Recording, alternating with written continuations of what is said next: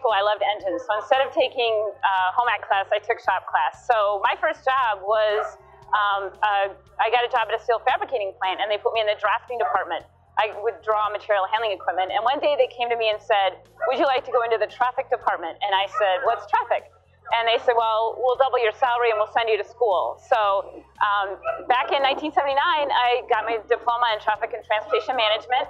And that was just before deregulation. So I learned how to read tariffs, how to audit freight bills, how to do classification, things like that. So, which started my career. And then my most recent job before Women in Trucking was working for Schneider National, a large truckload carrier, where I was responsible for, I was a manager of recruiting and retention programs. And that was corporate level initiatives to figure out how to attract and retain non-traditional groups, one of those being women.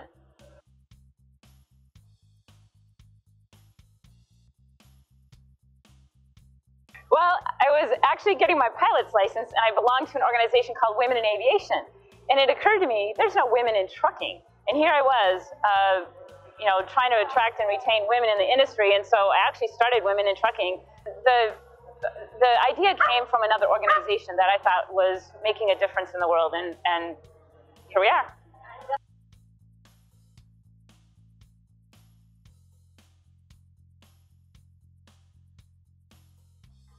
I think that our biggest contribution is showing women that they can do this job. I think our biggest problem is an image problem.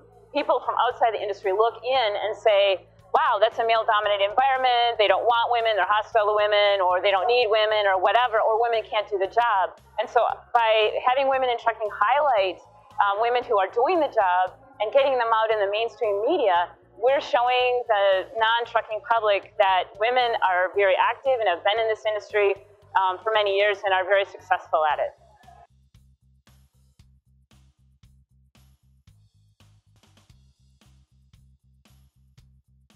A few challenges. One of them is still harassment. Unfortunately, there's a lot of men out there, not many, and for the most part, most men love having women in the industry, but the very few men who have very loud voices out there that give women a hard time, I would say to them, think about whether this is your mom or your sister or your grandma or your daughter, and start treating them better.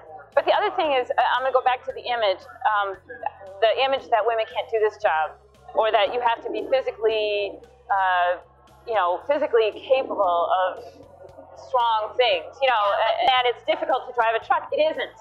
And with all the technology that we have on the trucks nowadays, and the other thing is, carriers are very sensitive to getting drivers home, male and female. So you're not out as long as you used to be 20 years ago. So we need to update the non-trucking public to see what a great industry this is and how the use of technology has made it less physically demanding.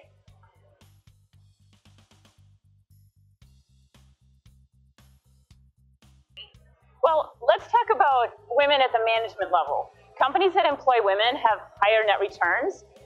Companies that have more diversity in their upper level management have proven that their income is affected in a positive way. And if you talk about the driver population, women take fewer risks as drivers, which you don't want drivers taking risks. So I'm often told that women are better with customers, better with the equipment, and better with paperwork. So there's a lot of reasons for bringing more women into this industry.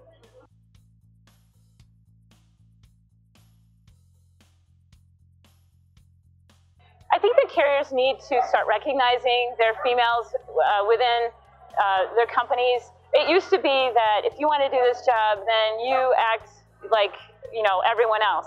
Well, we need to start celebrating diversity and celebrating success. And so by engaging the female drivers and drawing them out and saying, we understand how hard this is, but we love what you're doing and we're so proud of you, I think that's the first step. I love the fact that companies are actually looking at how to get more women drivers in. And I would say 20 years ago, that wasn't the case. So carriers are recognizing the value that women bring to the industry. And by recognizing them, engaging them, and identifying them, and showing them that you value them as individuals, I think that's wonderful.